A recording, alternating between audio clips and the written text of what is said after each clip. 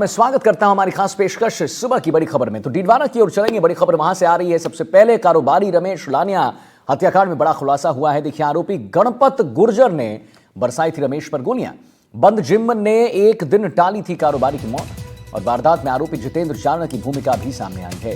वीरेंद्र और गोदारा के बीच मुख्य कड़ी है जितेंद्र, और जितेंद्र चारण ने ही शूटर्स को ऑर्डर्स दिए थे। जितेंद्र ने ही शूटर्स को उपलब्ध करवाए थे हथियार। जितेंद्र चारण पर 25,000 का इनाम घोषित किया गया है। जितेंद्र चारण की गिरफ्तारी के प्रयास में पुलिस जो है वो पूरी तरह से जुट चुकी है। तो डीडवाना से बड़ी खबर है। कारोबारी रमेश लानिया हत्याकांड में बड़ा खुलासा।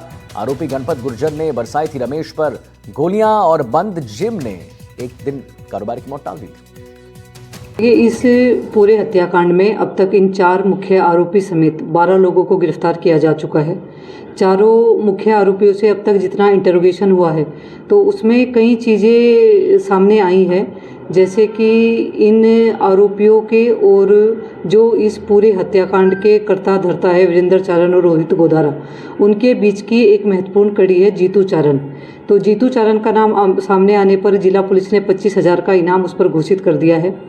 इस पूरे घटनाक्रम में इन लोगों का सहयोग करने में, पूरी कॉन्स्पिरेसी रचने में और इसको एग्जीक्यूट कराने में जीतू चारण की बड़ी भूमिका सामने आई है।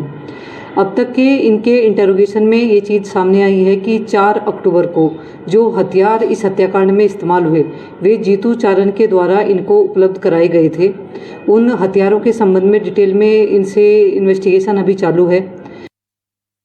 और विश्वास शर्मा हमारे साथ जुड़ गए इसी खबर पर और जानकारी देने के लिए। विश्वास, आरोपी गणपत गुर्जर ने बरसाई थी रमेश पर गोलियां, बंद जिम ने एक दिन टाली थी कारोबारी की मौत। आखिर अब लेटेस्ट इस पर क्या है, अपडेट क्या है, जरा बताइए हमारे दर्शकों को।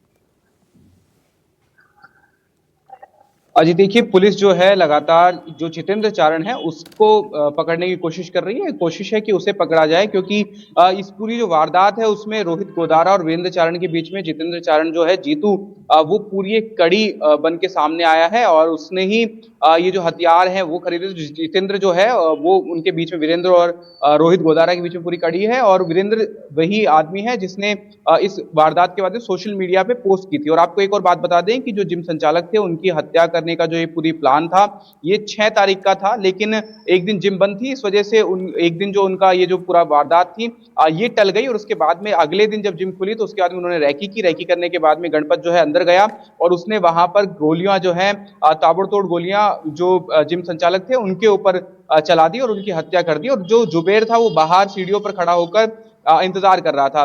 पुलिस ने सभी आरोपियों को गिरफ्तार कर लिया। जितेंद्र की जो तलाश है वो जारी है। 25,000 रुपए का इनाम पुलिस ने घोषित किया है। और आपको ये बात बता दें कि जब ये वारदात हुई, वारदात के बाद में ये सभी आरोपी अलग अलग राज्यों में चले गए थे और उसके बाद में जुबेर जो है उसको इंदौर से गिरफ्तार किया गया है। और इन लोगों ने अपने सर मंडवा लिए थे, अपने बाल कटवा लिए थे ताकि इनकी पहचान ना की जा सके। लेकिन पुलिस ने साइबर टेक्नोलॉजी के जरिए और जो न्यू टेक्नोलॉजीज हैं उनके जरिए उनको ट्रेस किया, उनके फोन को ट्रेस किया और उसके बाद में इन सभी आरोपियों को गिरफ्तार कर लिया गया है।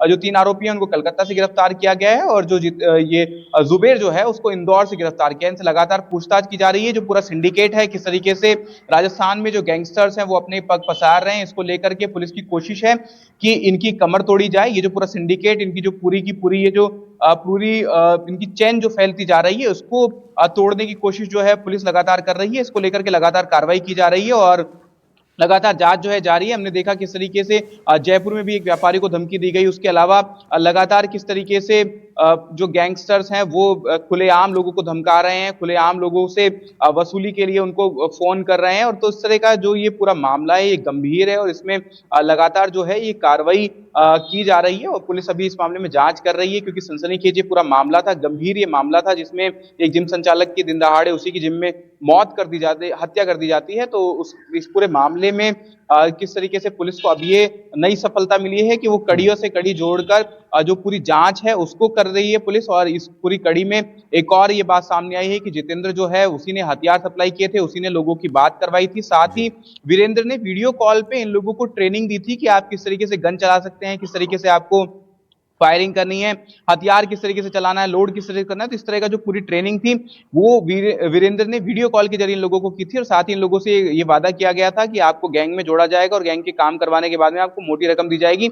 लेकिन जैसे ही ये वारदात हुई उसके बाद जितेंद्र ने इन लोगों का फोन उठाना बंद कर दिया और इनसे कनेक्शन अपना काट लिया। इस वजह से जितेंद्र अभी तक ट्रेस नहीं हो पाया है। पूछताछ में इन्होंने यही बताया कि जितेंद्र से इन लोगों की भी कोई बात नहीं हुई, इन लोगों से भी उसने संपर्क तोड़ लिया है।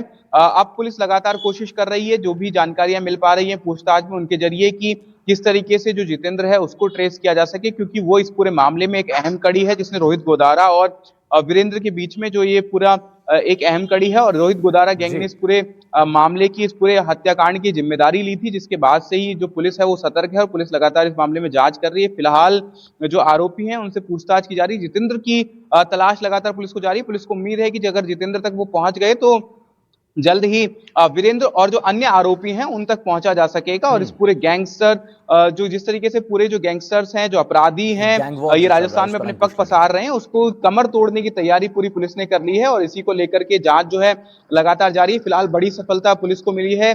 जिस तरीके से कड़ी से कड़ी जोड़कर पूरी क्रोनोलॉजी के जरिए पुलिस कोशिश कर रही है कि जो आरोपी हैं, तमाम जो आरोपी हैं उन तक पहुंचा जा सके और उसके बाद में ये जो पूरा अपराध का जो शिकंजा है राजस्थान में जो कसता जा रहा है, बढ़ता जा रहा है, इसको ठीक है। रोका जा सके।